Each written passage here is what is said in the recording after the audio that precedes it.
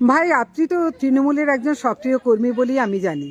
হ্যাঁ তো তারপরেও আপনার আজকে আমি দেখলাম থানা থেকে রীতিমতো উত্তেজিত হয়ে বেরিয়ে আসছেন এবং দলের প্রতি আপনার মানে প্রচণ্ড ক্ষোভ আপনি উগরে দিচ্ছেন বেশ কয়েকজন নেতা এসবের প্রতি। তো এত রাগ কেন? দিদি, দলের প্রতি আমার রাগ নয়, যে অ্যাকচুয়ালি তৃণমূল কংগ্রেস দলটা যারা তৈরি করলো রোদ বৃষ্টি জলে ঘুরে ঘুরে, তারা হচ্ছে দলের হাতা। জামা পাল্টে দুদিন আগে যারা দলে এলো তারা দলের বড় বড় নেতা, সোজা হয়ে চলতে পারে না, ভাষণ দিতে পারে না, দরখাস্ত লিখতে পারে না, মানুষের সমস্যা সমাধান করতে পারে না। তারা নাকি বলে নিজেরা মন্ত্রী লেভেলের নেতা। এখন দেখা যাচ্ছে সেই ব্যক্তিগুলোই দলের হত্যাকর্তা।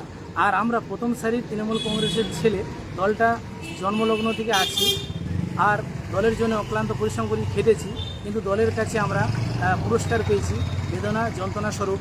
এবং দল করতে গিয়ে আমরা দলের লোকের হাতে মার খেয়েছি এবং চাকরির একটা প্রতিবাদ নিয়ে আমি কেস করেছিলাম হাইকোর্টে।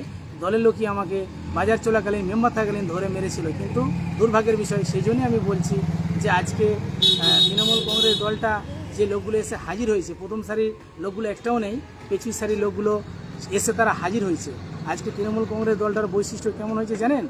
যে একটা বেল দেখেছেন গাছে, ছোটোবেলায় গাঢ় সবুজ, বড় হলে হালকা সবুজ, পাকলে হলুদ, তার চেয়ে পাকলে গাঢ় হলুদ, পেকে পড়ে যে ধপাস, খোলা ছেড়ে হোপাস।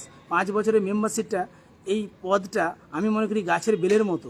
সাধারণ মানুষ সেটা ভাবে না যে জনগণের পরিষেবায় আমরা নিয়োজিত, সেটা না করে মানুষ কারো পারিবারিক পক্ষ নিয়ে, কারো জমি দালালি পক্ষ নিয়ে, কারো জমি কেউ বর্গাদ হিসেবে যুক্ত আছে তাকে না দিয়ে নুকিয়ে অন্য লোককে বিক্রি করে সাধারণ মানুষের সুবিচার পায় না, থানাতে দেয় পাঠিয়ে। তো সেই লেগে আমি থানায় আজকে গিয়েছিলাম আমার একটা পারিবারিক সমস্যা নিয়ে। সমস্যাটা আজ পর্যন্ত সমাধান হয়নি। আমার একটা ভাগ্নি চলে গেছে, নাবালিকা, তাকে উদ্ধারের জন্য কেস পর্যন্ত নেয়নি। 1 তারিখে গেছে, 2 তারিখে আমি ধমকে ধামকে থানায় কেস দিই। তারপরে আয়ো সাহেব তদন্ত করেছে, তারপরে মেয়েটাকে সিলিন্ডার করাই, ছেলেটাকে আজ পর্যন্ত উদ্ধার হয়নি, কেস চলছে। এবং আমি কোর্টে আবার সোমবার আসবো, এই জন্যই আমার রাগ। তো না, তাছাড়া আমরা যেটা দেখেছি আপনাকে, যে মনোরঞ্জন পাল যিনি গোঘাটের এক সময়কার লড়াকু নেতা, আজকে তাকেও খুব একটা দেখা যায় না, এবং পঞ্চায়েত সমিতির সভাপতিও ছিলেন, ব্লক সভাপতি ছিলেন তৃণমূলের। তো সেই মানুষটির সঙ্গে আপনাকে রীতিমতো আমরা দেখতাম যে আপনি মানে লড়াইয়ের ময়দানে। আজ কি এমন হলো যে আপনি দল থেকেই এক প্রকার প্রায় নির্বাচিতের মতো কাটাচ্ছেন? আমি ম্যাডাম দল থেকে চাইনি, মানুষগুলোর প্রতি রাগ ক্ষোভ। এবং মনোরঞ্জন পাল তিনি স্বাধীনতা সংগ্রামী ঘরের ছেলে, তৃণমূল কংগ্রেস দলটাকে তৈরি করেছিল ঢেলে। তিনি যখন 1998 চাঁচের ঘর তৈরি করে তৃণমূল কংগ্রেস দলটাকে তৈরি করেছিল, তার আমরা অনেক পরে তার সাথে যোগাযোগ করে আমরা দলটার সাথে সঙ্গে ছিলাম, আছি, এখনও আছি, হালকা টাচে আছি। আমি ক্ষেত খাটিয়ে মানুষ, কাজ করে খাই। যখন দেখলাম দলে নোংরাপনায় ছেয়ে গেছে, যে ভালো মানুষের স্থান নেই, অন্যায়ের প্রতিবাদ করলে সেখানে কোনো সুবিচার হয় না, উল্টে দলের হাতে প্রহিত হতে হয় এবং নিজে দিতে হয়। একটা চাকরি নিয়ে 18/2/2020 পঞ্চায়েতে একটা বিজ্ঞপ্তি জারি করেছিল ট্যাক্স লেটার নিয়ে। সেইটা নিয়ে আমি বিজ্ঞপ্তি জারি করার পর তাতে বায়োডাটাতে লেখা ছিল যে পঞ্চায়েতে কর আদায়কারী নিয়োগ করা হবে, পদটা অস্থায়ী, কমিশন ভিত্তিক, চুক্তিভিত্তিক নিয়োগ করা হবে, সম্পূর্ণ মাধ্যমিক পাস হতে হবে, কম্পিউটার জানতে হবে, গ্রামের বাসিন্দা হতে হবে, সাইকেল জানতে হবে, পুরুষ হতে হবে, 1/1/20 18 থেকে 40-এর মধ্যে বয়স হতে হবে। এইসব তথ্য থাকা সত্ত্বেও আমি 7 জন ব্যক্তি অ্যাপ্লাই করেছিলাম। 7 জন ব্যক্তি অ্যাপ্লাই করার পর দেখা গেল 7 জন ব্যক্তির মধ্যে আমি উল্লাস দলুই, কৃপা সিন্ধু মণ্ডল, আজহার উদ্দিন মল্লিক এবং অসিত মাইতি এবং উত্তম পাল, তারাপদ ঘোষ, সেই সব ব্যক্তিরা আবেদন করা সত্ত্বেও 11/3/2020 আমরা কি করেছিলাম, জমা দিয়েছিলাম দরখাস্ত বয়ান লিখে। 11/10/2020 ইন্টারভিউ হয়, যে সরকারি সংবিধান নিয়ম অনুযায়ী, নীতি আদর্শ অনুযায়ী 6 মাসের মধ্যে বিজ্ঞপ্তি জারি করে নিয়োগ করতে হয়। তা না করে 1 বছর 2 মাস পরে 2রা ফেব্রুয়ারি একটা ছেলেকে তারাপদ, মানে আমাদেরকে যোগ্যতার ভিত্তি যা নাম্বার বেশি ছিল, তারাপদ ঘোষ, তার ছিল 74%, আমার ছিল 59%, আর একজনে 71%, 61%, তার নাম হচ্ছে সজল জ্ঞান, তাকে নিয়োগ করে। তখন আমি মানে আপনি বলছেন যে আপনাদের থেকে যাদের মানে যোগ্যতা কম তাদেরকে নিয়োগ করা হয়েছে, অথচ আপনাদের না। প্যানেলে যেটা সত্য সাপেক্ষ লেখা ছিল, হ্যাঁ, যোগ্যতার ভিতরে তারাপদ ঘোষ চাকরিটা পেত। তা না করে কি করেছে, একটা হচ্ছে তার চেয়ে কমা নাম্বার ছেলেকে ব্যক্তিগত স্বার্থে বিনিময়ের আর্থিক বিনিময়ের মাধ্যমে লেনদেন করেছিলাম, আমি প্রতিবাদ করেছিলাম। তার পরিপ্রেক্ষিতে আমাকে হাটের মাঝে ধরে চত্বর মেরেছিল মেম্বার থাকাকালীন। এটাই ছিল আমার সেরা পুরস্কার। তাই দলের প্রতি আমি গর্বিত যে এমন দল করতে এলাম, আমাকে হাটের মাঝে ধরে চত্বর মারলো। আমি হাইকোর্টে কেস করেছিলাম, কেস করা থাকা সত্ত্বেও আজকে তাকে নিয়োগ করেছে, নিয়োগ প্রক্রিয়া দিয়েছে। সেই ছেলেটা না, মানে কোন আপনি আইনে জানি বলছেন না। যে এই যে নিয়োগটা হয়েছে এটা স্বচ্ছতার পথে হয়নি। না, অস্বচ্ছতার পথে নিয়োগ হয়েছে সেটা জানা সত্ত্বেও, এবং আমি পিটিশন করি এসডিও, বিডিও, এবং আমি জেলায় দিলীপ যাদব তখন সভাপতি ছিল, দিলীপ যাদব মশাইকে করেছিলাম, কিন্তু তার কোনো ফল সুরাহ হয়নি। তো তাদের আচ্ছা, আমি বলছি আপনার না হয় এটা একটা ক্ষোভ, কিন্তু আপনার যে দল তৃণমূল, এখন তো তারা মানে সাধারণ মানুষের জন্য অনেক কিছু করছেন বলে দাবি করছেন, এবং তারা বলছেন যে প্রচুর ভাতার তারা ব্যবস্থা করেছেন, লক্ষ্মীর ভাণ্ডারে টাকা বাড়িয়েছেন, বেকার ভাতা করে দিয়েছেন, নতুন চালু করেছেন ১,৫০০ টাকা করে। খুশি নন? দিদি, ১,৫০০ টাকা কি আজকালের যুগে সংসার চলে? আপনি বলুন। বেকার ভাতা, লক্ষ্মী ভাণ্ডার, কন্যাশ্রী, রূপশ্রী সব দিচ্ছে ঠিকই। আজকে দেখুন দ্রব্যমূল্য বৃদ্ধি কাদের ঘাড়ে চাপ পড়ছে? আমাদের মতো সাধারণ মানুষের ঘাড়েই চাপ পড়ছে। সরকার কোথা থেকে দিচ্ছে? আমাদের ঘাড়ে টাকা নিয়েই দিচ্ছে। আজকে যেই মানুষের জন্য ভাতা বহাল করেছে ১,৫০০ টাকা, আপনি বাজারে গিয়ে দেখেছেন একটা মাছের দাম কত? ১ কেজি মাছ কিনতে গেলে সবজির দাম দেখেছেন? আলুর মাছ দাম খাবেন দেখেছেন? কেন? নুন ভাত খাবেন। নুন ভাত খেয়ে কি জীবন কাটে ম্যাডাম? এক খাবার কি ডেলি খাওয়া যায়? তো আজকে আপনি দেখেছেন ভালোভাবে যে দ্রব্যমূল্য কীভাবে বৃদ্ধি পেয়েছে, তাতে করে কি করে চলতে পারে বলুন? আমি মনে করি এতে করে না বলে ভাতা দিয়ে তো কিছু নয়, চাকরি যদি দিত। আমি একটা বেকার শিক্ষিত ছেলে, ইতিহাসে অনার্স করেছি কালীপুর কলেজে। আজকে বলুন, আমি 2014-তে টেট প্রাইমারি কোর্ট কেসে পাস করেছি। পাস করার সত্ত্বেও বেসিক না থাকার জন্য আমার চাকরি হয়নি, এবং 2017 টাফ সিলেকশন কমিশনে আমি পাস করেছি, হয়নি, এবং 2011-য় রেসকোর্স মাঠে আমি ক্যালকাটা পুলিশে মাঠ করতে পারিনি, আমার বন্ধু করলো, তারও চাকরি হলো না। আমি ভাবলাম বন্ধু তোর হয়ে যাবে চাকরি। এটাই আমাদের দুর্ভাগ্য, আমরা পাস করে বেকার হতাশা সমস্যায় ভুগছি। তো আমরা চাকরি পাই না, তাই আমরা টুকটাক কর্মজীবন খেটে খাই। এটাই আমাদের মানে আজকে আপনি ইতিহাসে অনার্স পাস করে এখন মানে শ্রমজীবী হিসেবে নিজে কোনোভাবে টিকে আছেন। রাজমিস্ত্রি, লেবার এবং হচ্ছে বাঁশ বাটা ফার্মা নিয়ে ভাড়া দিয়ে খাই। তো যখন দেখলাম যে দলের সম্মান নেই এবং ধরে ধরে মানে প্রতিবাদগুলো অন্যায়ের বিনিময়ে প্রহার হয়, তার জন্য সেই দলে থাকাচ্ছে নিউট্রাল থাকা ভালো। আমি দিদিকে ভালোবাসি, কিন্তু দলের নোংরামিকে ভালোবাসি না। অন্যায়ের প্রতিবাদ করি, যেমন থানাতেও কেস নেয় না, আমি ধমকিয়ে কেস দেওয়া করেছি, আয়ো সাহেবের সাথে কথা বলেছি, আজ পর্যন্ত ছেলেটা উদ্ধার হয়নি। তো এখনও চেষ্টা চালাচ্ছে উদ্ধার। মেয়েকে হোমে পাঠিয়েছি, আমার ভাগ্নি মাস্তুতো বোনের মেয়ে।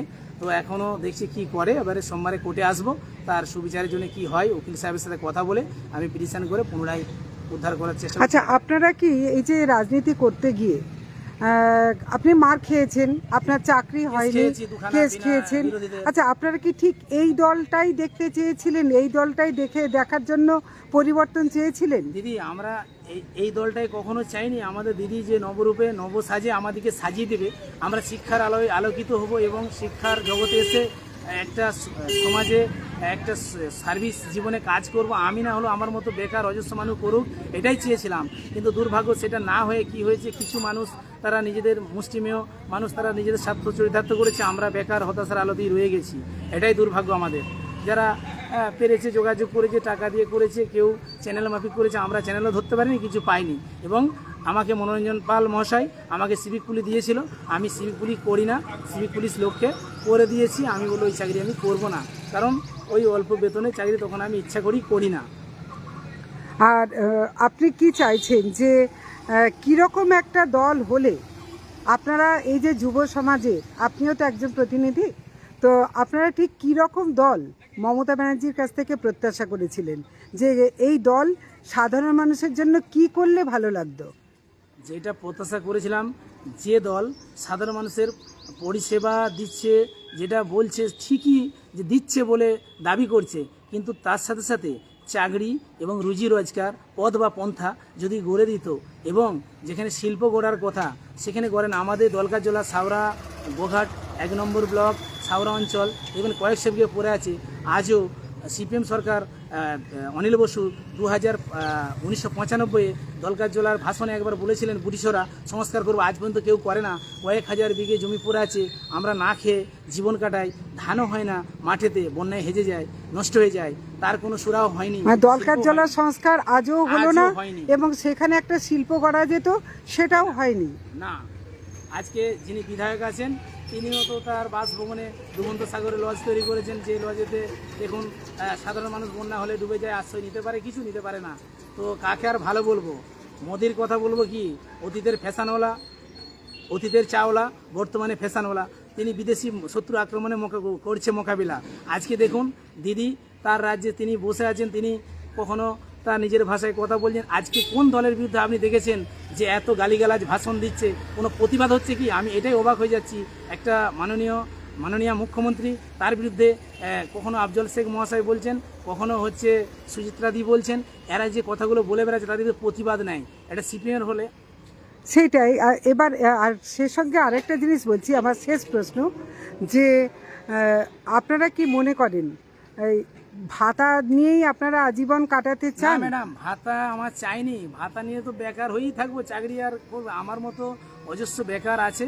ধরুন আমরা শিডিউল কাস্টের ছেলে, আমার বয়স আছে ধরুন চাকরি বসার বয়স এখনও 8 বছর 5 মাস, আমি বসতে পারবো, তারপর বেকার হয়ে যাবে। কিন্তু আমার মতো অজস্র বেকার শিক্ষিত আছে, আরও শিক্ষার মানটা উন্নত হোক এবং তারা সার্ভিস জীবনে প্রতিষ্ঠিত হোক। আমি চাইবো, আমি হতাশায় ভুগছি, তারা না ভুগুক। এইটাই চাইবো, যাতে শিক্ষা প্রতিষ্ঠান গড়ে উঠুক, শিল্প গড়ে উঠুক এবং চাকরির সুব্যবস্থা হোক এবং তার সাথে সাথে সমাজের আরও উন্নয়ন হোক এবং আইন শৃঙ্খলা তুরন্ত হোক এবং যাতে সাধারণ মানুষ যেন থানাতেও বিচার পায়। হ্যাঁ, সবিচার তাৎক্ষণিকভাবে বিচার হয়, যে আসলে থানাতে দাঁড়াতে হয়, সুবিচার হয় না। এখনও আসামি নাবালিকা ধর্ষণ মানে অপহরণ হলো এবং তাকে বক্স কেস দেওয়া হলো না, আইন উদ্ধার হলো না, এই বিচার না হয়, যাতে সঠিকভাবে বিচার হয় সেই বিচারটা চাই। এইগুলো সমস্যার সমাধান মিটুক, যাতে জনগণের পরিষেবা সঠিকভাবে দিক। এটাই আমার দুঃখ, এটাই আমার কষ্ট, এটাই আমার বলা। সেক্ষেত্রে কোনো নেতা মন্ত্রীর কাছে আমরা যেতে চাই না, আমরা দিদির সরকারের কাছে যেতে চাই। সরকার সঠিকভাবে পরিচালনা করুক, মানুষের সমস্যা মিটাক, এটাই চাইব। আশা করেন পাবেন? কখনোই আশা করি না, যে এখনও সমাধান হয় না, কবে হবে, তার কি করে হয়, সেটা হয় না। কি নাম আজকে আপনার? আমার নাম উল্লাস দলুই। আমি আমার সাউরা গ্রাম পঞ্চায়েতে বাড়ি। আমি গোঘাট থানার 1 নম্বর ব্লকের বাসিন্দা এবং আমাদের সরকার চলছে দেখুন ভারখানা, মুখ্যমন্ত্রীর কারখানা। হাওড়ার বীজের মতো ঝুলে আছে আমাদের সরকারের চেনখানা। বলছে মুড়ি ভেজে চপ দোকান করে খাও। আজকে চপ দোকান করে জীবন চলবে বলুন? আমি তো বেকার, আমি জ্বালাটা বুঝি। আজকে আমি লেবার শ্রেণী কাজ করে খাই। যদি কেন মুখ্যমন্ত্রী তো এটাও বলেছেন যে কোনো জীবিকায় ছোট নয়, চপ, ঘুগনি, মুড়ি, তেলে ভাজা তা বা কাশফুলের বালিশ। তো পড়ানো, আমরা পড়ার কোনো দরকারই থাকে না যদি সেই জীবিকা ছোট নয়। আমি মানছি, আমি তৃণমূল কংগ্রেসের লোক হয়ে আমি মেনে নিচ্ছি যে ছোট নয়, কিন্তু চাকরিটা না হলে খাবে কি করে? চমড়ি কত লোক খাবে? আর দোকানের চেয়ে যদি, সেলুনের চেয়ে যদি দাড়ি কাটা লোকের চেয়ে সেলুনের সংখ্যা বেশি হয়ে যায়, কত লোক দাড়ি কাটবে বলুন? বসে থাকবো তো সেলুন করে। তাহলে সরকারের যদি চপ দোকান, মুড়ি দোকান করবো, তাহলে চলবে কি? বেকার সমাজ শিল্প করবো না? শিল্পগুলো তো আমার মতো কত কয়েক হাজার ছেলে সেখানে চাকরি পাবে, বেকার সমস্যার সমাধান হবে এবং ইন্ডাস্ট্রি করলে সেখানে তো মানুষ কন্ট্রাকচুয়াল কাজ করতে পারবে। সেগুলো হচ্ছে না। এবং দরকার জলা সংস্কার করলে যেগুলো গরিব মানুষ চাষ করে খেতে পাবে, সেটাও করছে না। যে ডিপ টিউবওয়েল মিনি করে দেওয়া হোক, হচ্ছে না, সেটাও হচ্ছে না। হয় না। আমাদের ধান নষ্ট হয়ে যায় প্রতি বছর। মানে প্রচন্ড দুঃখের মধ্যে আছেন, প্রচন্ড ক্ষোভের মধ্যে আছেন। এবং কি বাড়ি আবাস যোজনা নাম থাকা সত্ত্বেও যারা গরিব মানুষ তারা পায় না। 3 তলা বিলে আমি মাটির ঘরে, ভাঙা ঘরে বাস করি, এখনো ঘর আসেনি। নাম আছে, টাকা 40 জন না 40 জনের হোল্ডে আছে, কি হয়েছে জানি না, আসবে বলেছে। সেটাও আশা করেন না? সেটাও আশা করি, হয়তো পেলেও পেতে পারি, না পেতে সবই হয়তোর উপরে আছেন। হ্যাঁ, তো কিন্তু হয়তো মানে আসে না এখন। আপনারা মানুষ, প্রতিবন্ধী মানুষ, অসহায় মানুষ 2 চালা ঘরে বাস করে, তাকে ঘর দেয় না। আমি যখন মেম্বার ছিলাম তখন আমি 386 লোকের বার্ধক্য ভাতা করে দিয়েছি, 17টা রাস্তা করেছি এবং 5টা ড্রেন করেছি 18 টু 23 সাল পর্যন্ত, এবং 14 জনের প্রতিবন্ধী ভাতা করেছি, 28 জনকে MSY লোন করে দিয়েছি এবং 2000 জনকে চাল কাপড় দিয়েছি, 200 জনকে তিরপল দিয়েছি, এখনও 36টা পায়খানা ঘর দিয়েছি। আমার বিডিও সাহেব তিনি সহযোগিতা করেন এবং সভাপতি সাহেবও সহযোগিতা করেন ব্লকের যে পঞ্চায়েত সমিতির। আমাদেরকে হতাশায় ফিরতে হয় না, আমরা যাই, মানুষের পরিষেবা দিই, চলে আসি। এবং কিন্তু কিছু কিছু ক্ষেত্রে নেতারা নিজেদেরকে মনে হবে জার্মানি হিটলার ভাবে, তারা ভাবে যে আমরা স্বর্গরাজ্য পেয়ে গেছি। ওই গাছের বেলের উদাহরণ তো বললাম, পদটা 5 বছরে, তারা কিন্তু সেটা ভাবে না। মানুষকে মানুষ বলে গণ্য করে না, সুবিচার করে না, থানাতে পাঠিয়ে দেয়। কারো জমি দালালি, পারিবারিক পক্ষ নিয়ে সমস্যা যে মিটিয়ে দেবো তাতে করে পারে না, থানাতে লাস্টে ঠেলে দেয়। এই হচ্ছে দুর্ভাগ্যের বিষয়। আমরা এমন দল করতে এলাম যে মানুষের সমস্যা নিয়ে আমাদেরকে থানাতে দ্বারস্থ হয়, সেটা অতীতে ছিল না, আর এখন সেটা এসে দাঁড়িয়েছে। আর কি বলবো দিদি, এই নিয়ে আর বলার কিছু নেই, বলার মতো ভাষা নেই, বুঝবার মতো মন নেই। আমি আমার খেটে খাই, সাধারণ মানুষের মতো চলি জীবন নিয়ে। আর কি বলবো, যে দল করে আমাকে অন্যায় অপমানিত হতে হয় মেম্বার থাকাকালীন, মানুষ মন্দার অন্যায় স্বীকার করে গেছে, ভুল করেছিল ওখানে চাকরি দিয়ে, আজকে মানুষদাও ভালোবাসে, কিন্তু তিনি বুঝেছেন যে আমি যাদের কাঁধে ভর দিয়ে মানুষটা বলতে মানুষ মজুমদার যে গোঘাটের অতীতের বিধায়ক ছিলেন, তিনি তৃণমূল কংগ্রেসের, তিনি আজকে দুঃখ প্রকাশ করেন যে যাদেরকে আমি বিশ্বাস করে চলেছিলাম তারাই তাকে হারিয়ে দিয়েছে, যে তিনি দুঃখ প্রকাশ করে গেছেন এবং আমাকে যথেষ্ট ব্যক্তিগত ভালোবাসেন, আমিও তাকে দাদার মতো আপনি বলছেন গোঘাটে দলে প্রচুর মির্জাফর আছে বলছেন? অবশ্যই আছে, দলের মধ্যে কন্দল আছে, এখনও তো ঠিকঠাক মানুষ, দলটা আমি যদি খবর নাও পাই, যদি আমি সঠিক দল করে থাকি সেখানে যাওয়া উচিত, কিন্তু গোষ্ঠীদ্বন্দ্ব হয়ে গেছে, পৌঁছাচ্ছে না, দলের লোক সেখানে মিছিল মিটিং করতেই যাচ্ছে না। বর্তমানে তৃণমূলে কি মানে আপনার ওখানে গোঘাট এলাকায় প্রচুর গোষ্ঠীদ্বন্দ্ব? অবশ্যই আছে, গোষ্ঠীদ্বন্দ্ব কখনোই সমস্যা মিটেনি, থাকবে, ফাটল থাকবে মাটিতে, ফাটল বুঝবে না, কাদা দিয়ে কোনো প্রলেপ লেপা হচ্ছে, ওই কিছু কিছু যাচ্ছে, ভেতরে অন্তর্দ্বন্দ্ব রয়ে যাচ্ছে। 26-এ কি এর প্রভাব পড়বে? 26-এ প্রভাব পড়ে বলতে দেখুন, জনগণ সেটা ঠিক করবে কি পড়ে না পড়ে, আমি তো একা বললে হবে না। তবে আমার বিষয়টা হচ্ছে কি, আমি তো বলতে পারবো না, আমি তো জ্যোতিষী না, তান্ত্রিক না যে বলে দেবো হারবে কি জিতবে। তবে সরকার যে মতো অবস্থায় আছে, যদি না তার সুব্যবস্থা নেয়, প্রশংসা মানে যদি পেতে চায়, যদি প্রশাসনিক সংগঠনকে সঠিকভাবে না সাজায়, জিতা খুব কষ্টকর। মানে আপনি বলছেন ভাতা সংস্কৃতিটা চালু না করে কর্মসংস্কৃতি চালু করলে ভালো হতো? সংস্কৃতি চালু করলে, এটাই আমি মনে করি, আমার ব্যক্তিগত মাইন্ডে বলছি, ব্যক্তিগত মন থেকে বলছি, ভাতা দিয়ে তো আর সমস্যা মিটবে না। যদি কর্মসংস্থান গড়ে তোলে, সেক্ষেত্রে আমার মতো কয়েক হাজার হাজার বেকার ছেলে মেয়ে মা বাবার মুখে হাসি ফোটাতে পারবে, অসুস্থ ভাই বোনের মুখে ওষুধ তুলে দিতে পারবে। আপনার মেডিকেল কলেজ হাসপাতালে তো কোনো চিকিৎসাও হয় না।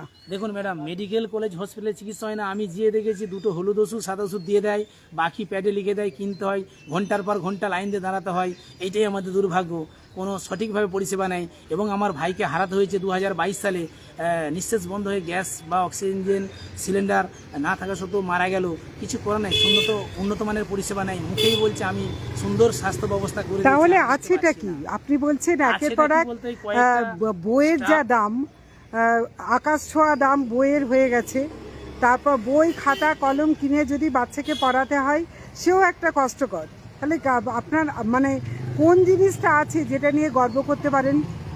কোন জিনিসটা আছে বই কিছুই তো দেখতে পাচ্ছি না, বইয়ের যা দাম আপনি বলছেন, আমিও দেখেছি, একটা ছাত্রবন্ধু এই 9-এর কিনতে গেলাম, দাম বলছে 350 টাকা, একটা বাচ্চাকে কিনে দেবো বললাম, একজন চেয়েছে আমাকে, তো আর কি বলবো, জিনিসপত্র দাম বাড়িয়ে দিচ্ছে, তার উপরে চাপিয়ে দিচ্ছে। একটা সিগারেট কিনতে গেলাম যে একটা স্যারকে খাওয়াবো, সেক্ষেত্রে বলছে 8 টাকা 50 পয়সা, 8 টাকা দাম আছে গোল্ড ফ্লেক, কোথায় একটা প্যাকেটের দাম বলছে 70 টাকা লেগে আছে, সেক্ষেত্রে নিচ্ছে 90 টাকা, তাহলে কোথায় আমরা শান্তি পাবো? শান্তি কোথায়? শ্মশানে।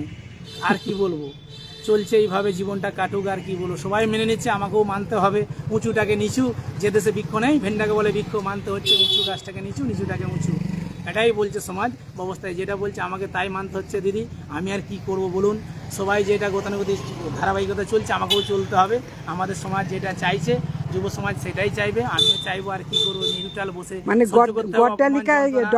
গড্ডালিকার দিকে মানে সে প্রভাব হচ্ছে, তাই তো? মানে মেনে নিতে হচ্ছে বলতে পরিস্থিতির চাপে ওরে মানতে হবে, না হলে জুটবে আপনার ভাগ্যে নির্যাতন, আর না হলে আপনাকে দেশের বাইরে বাস করতে হবে, যা হচ্ছে তাই মানতে হবে, দেখেও কিছু দেখি না, জেনেও কিছু জানি না, না জানার ভান করে থাকতে হবে, এরম চলবে। আর কি বলবো, এরম কথা নয়। যেদিন আর একবার আপনার নামটা বলুন। আমার নাম উল্লাস দরুই, আমি গোঘাট গোঘাট থানা অন্তর্গত সাবরা গ্রাম পঞ্চায়েতের বাসিন্দা, এবং আমি পুরনো 2018-23 এক্স মেম্বার ছিলাম, এবং দলের সাথে আজও আছি, দলটাকে ভালোবাসি। আমার প্রতি অন্যায় অত্যাচার করলেও আমি দলের যেখানে খবর পাই, আমাকে কেউ খবরই দেয় না, তবু আমি চলে যাই দলের স্বার্থে, দেখা দিয়েছি নেতাদের সাথে। মনোরঞ্জন পালও সেদিন মিছিল হাঁটছে, আজকে তিনি যে দলটা তৈরি করলেন, তাকে আজকে পদ থেকে বঞ্চিত করলো, তার প্রতি দুর্ব্যবহার করলো, তাকে মারধর হলো, এবং তাকে সাসপেন্ড করা হলো, এবং তাকে লাস্টে আরামবাগ সংগঠনী জেলার সহসভাপতি করে দেওয়া হয়েছে।